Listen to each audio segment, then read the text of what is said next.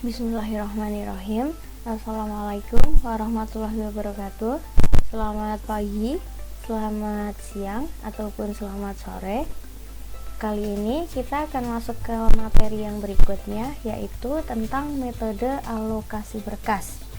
Metode alokasi berkas ini akan berkaitan dengan media penyimpanan. Ruang untuk menyimpan suatu berkas pada tempat penyimpanan utama atau memori, atau kita bisa menyebutnya juga primary storage, mempunyai kapasitas yang terbatas. Selain itu, memori ini dapat menyimpan berkas saat komputer dalam keadaan terhubung dengan arus listrik atau bersifat volatil, sehingga diperlukan tempat penyimpanan sekunder atau secondary storage yang dapat mempertahankan berkas walaupun tidak terdapat arus listrik atau bersifat non-volatil. Kemudahan dalam mengakses langsung suatu disk ini akan memberikan fleksibilitas dalam mengimplementasikan sebuah berkas. Maka akan muncul sebuah tantangan baru, yaitu bagaimana mengalokasikan berkas supaya disk dapat digunakan secara optimal dan berkas dapat diakses secara cepat. Untuk itu, kita akan mempelajari 3 metode alokasi berkas. Yang pertama yaitu alokasi berkesinambungan atau berurut, atau kita bisa bilang juga contiguous allocation. Yang kedua alokasi berangkai atau link allocation. Yang ketiga ada alokasi berindeks atau index allocation. Kita akan membahas metode ini satu per satu. Yang pertama, kita ke alokasi berkesinambungan atau contiguous allocation terlebih dahulu. Metode alokasi ini menempatkan berkas-berkas pada blok secara berkesinambungan atau berurutan dalam sebuah disk. Alokasi berkesinambungan dari suatu berkas diketahui melalui alamat dan panjang disk dalam unit blok dari blok pertamanya. Sebagai contoh, jika ada berkas dengan panjang N blok dan mulai dari lokasi B, maka berkas tersebut akan menempati pada blok B plus 1, blok B plus 2, blok B plus N-1. N di sini adalah panjang dari bloknya. Direktori untuk setiap berkas mengindikasikan alamat blok awal dan panjang area yang dialokasikan untuk berkas tersebut. Jadi, yang harus diingat untuk mengidentifikasi alokasi berkesinambungan ini adalah alamat blok awal dan panjang areanya dari sebuah file yang mempunyai nama tentu saja. Nanti kita akan menjelaskan contoh penerapan dari alokasi berkesinambungan ini. Cara untuk mengakses berkas yang dialokasikan dengan metode berkesinambungan ada 2 macam, yaitu akses secara berurutan atau sequential access dan akses secara langsung atau direct access. Akses secara berurutan maupun secara langsung ini pernah kita pelajari di materi yang sebelumnya. Untuk yang pertama, akses secara berurutan, maka sistem berkas mengetahui alamat blok terakhir dari sebuah disk dan membaca blok berikutnya jika diperlukan. Berbeda dengan akses secara langsung. Untuk akses langsung ke blok I dari suatu berkas yang dimulai pada blok B, maka dapat langsung mengakses ke blok B plus I. Di sini contoh penerapan dari alokasi berkas dengan metode berkesinambungan atau contiguous allocation tadi. Misal pertama, kita punya nama filenya, kita punya blok awalnya, alamat blok awalnya, dan panjangnya berapa. Ini yang perlu kita perhatikan untuk mengidentifikasi dari sebuah file, blok awal dan panjangnya. Contoh, di sini kita punya file count, blok awalnya 0. Oke, kita lihat blok awal 0 ada di sini. Panjangnya berapa? Panjangnya 2. 0 dengan panjang 2 berarti sampai ke blok 1. maka blok 0 dan blok 1 count akan menempati di sini. Yang berikutnya ada file tr. Awal blok berapa? 14. Oke, dia awalnya di sini. Kemudian berikutnya yang dilihat adalah panjangnya. Panjangnya berapa? 3. 14 dengan panjang 3 berarti 14, 15, 16. File tr akan menempati blok 14 hingga blok 16. Kemudian ada file mail. Blok awal berapa? 19. Oke, mail ada di sini, blok awal 19. Berikutnya kita lihat panjangnya berapa? 6. 19, 20, 21, 22, 23, 24. Maka mail akan menempati di blok 19 hingga blok 24. Kemudian contoh berikutnya ada file list. Blok awalnya berapa? 28. Kita lihat 28 di sini. Oke, lengthnya berapa? Panjangnya berapa? 4. 28, 29, 30, 31. List akan menempati blok 28 hingga blok 31. Yang berikutnya ada file F. Blok awalnya berapa? 6. Oke, 6 di sini. Lalu panjangnya berapa? Lengthnya berapa? 2. 6 panjang 2 berarti ke 7. 6 dan 7. Oke, blok 6 sampai ke blok 7 ditempati oleh file F. Jadi letak filenya akan saling berdekatan, contiguous, berkesinambungan, berurutan. File count awalnya 0 dengan panjang 2, maka 0, 1. File tr dengan awal blok 14, panjangnya 3, maka 14, 15, dan 16. Lalu metode ini mempunyai beberapa kelebihan, yaitu penerapannya mudah karena perpindahan head membutuhkan waktu yang sedikit untuk menyimpan suatu berkas karena letaknya yang berdekatan. Selain itu, waktu pengaksesan suatu berkas lebih cepat karena head tidak berpindah terlalu jauh dalam pembacaan berkasnya. Selain mempunyai kelebihan, metode ini juga mempunyai kekurangannya, yaitu perlu blok khusus untuk menyimpan direktori yang berisi nama berkas, alamat awal sebuah berkas, dan panjang dari berkas tersebut.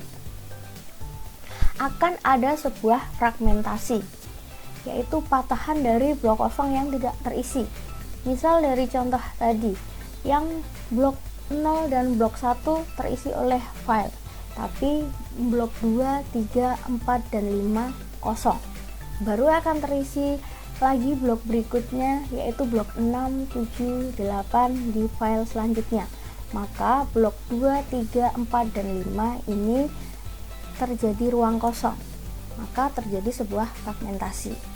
Apabila terdapat berkas yang dihapus atau ruang kosong tersebut, maka ruang disk yang dibebaskan kemungkinan tidak akan cukup untuk berkas baru.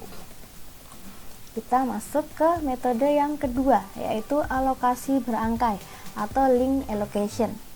Metode ini akan menyelesaikan masalah yang terdapat pada alokasi berkesinambungan yang dapat menimbulkan fragmentasi tadi.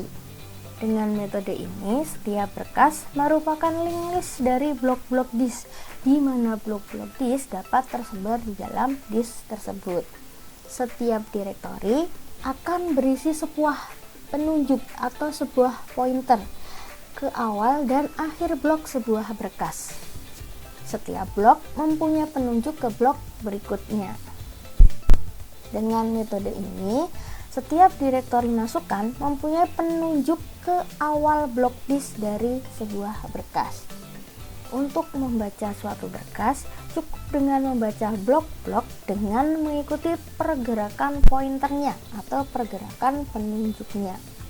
Metode ini mempunyai beberapa kelebihan, yaitu pengaksesan acak lebih mudah, meskipun harus menelusuri rantai berkait untuk menemukan lokasi dari blok berkas tersebut.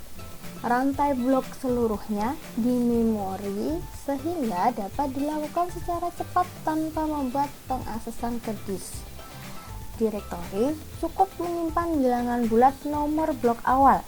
Blok awal ini digunakan untuk menemukan keseluruhan blok, tidak peduli jumlah bloknya dari berkas tersebut. Direktori menunjuk blok pertama berkas dan file allocation tabel menunjuk blok-blok berkas berikutnya. Kekurangannya, metode ini hanya efektif untuk pengaksesan berkas secara sekuensial saja atau pengaksesan berkas secara berurutan.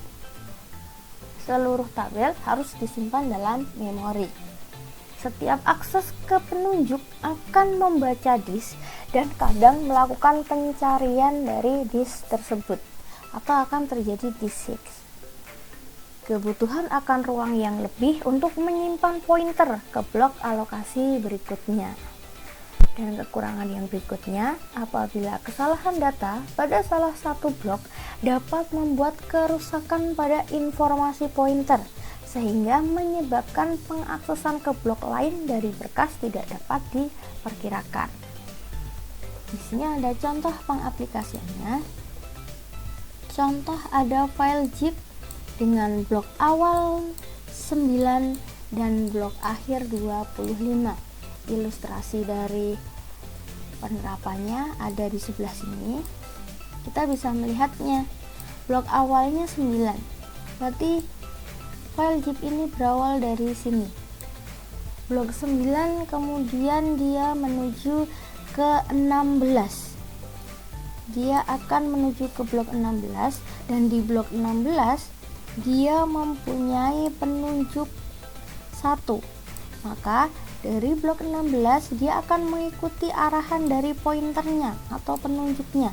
Dari blok 16 akan menuju ke blok 1. Oh, ternyata di blok 1 ini ada pointernya menunjuk ke blok 10. Maka untuk berikutnya dia menuju ke blok 10 sesuai penunjuknya, sesuai pointernya. Dan di blok 10 ada penunjuknya 25.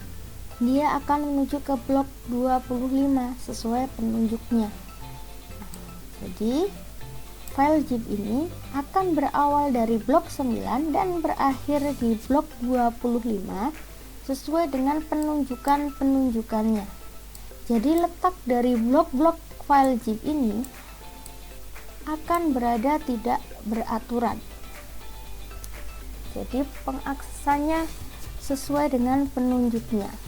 Berbeda dengan metode yang berurut tadi. Kalau contiguous allocation, filenya sebuah file akan berada di blok-blok yang berdekatan. Tapi di metode link ini, dia filenya akan berada di blok-blok sesuai penunjuknya. Yang ketiga adalah alokasi berindeks atau index allocation. Metode ini akan menjadikan file dipecah atas blok yang sama besar dan dialokasikan di lokasi disk yang terpisah secara logik, jadi secara blok-bloknya. Alokasi dicatat di suatu blok indeks yang berisi nomor-nomor blok disk yang dialokasikan untuk blok-blok dari file tersebut. Pengaksesan file dilakukan lewat blok indeks tersebut. Metode ini mendukung akses secara langsung tanpa mengalami fragmentasi eksternal, karena blok kosong manapun dalam disk dapat memenuhi permintaan ruang tambahannya. Kelebihan dari alokasi berindeks ini adalah dapat menyelesaikan masalah dengan mengumpulkan semua penunjuk menjadi dalam satu lokasi yang dinamakan blok indeks. Jadi dalam alokasi berindeks atau index allocation ini akan mempunyai blok indeks yang di dalam blok indeks ini akan terdapat penunjuk-penunjuk atau pointer-pointer. Berbeda dengan link allocation tadi. Untuk pointernya dia akan berada di blok berikutnya. Tapi ketika di metode alokasi berindeks ini, pointer-pointernya akan dijadikan satu di dalam blok indeks. Kekurangan dari alokasi berindeks ini akan menjadikan kebutuhan ruang yang lebih untuk menyimpan pointer ke blok alokasi berikutnya karena tersimpan menjadi satu dalam blok indeks.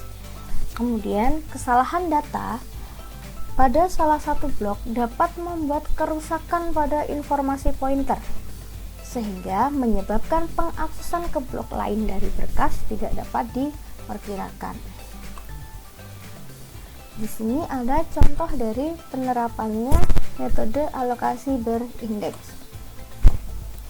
Kita punya sebuah file dengan nama zip dan mempunyai indeks blok atau blok indeks adalah 19.